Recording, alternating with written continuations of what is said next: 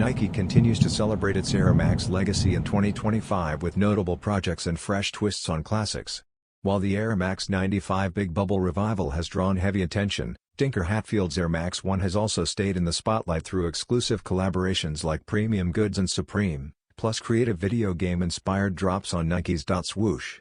Balancing hype with accessibility, Nike has kept shelves filled with general release colorways.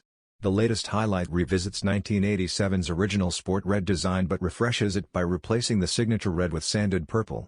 This bold shade takes over the mudguard, swoosh, eyestay, heel branding, and parts of the outsole, while phantom and vast gray mesh and suede preserve the timeless formula.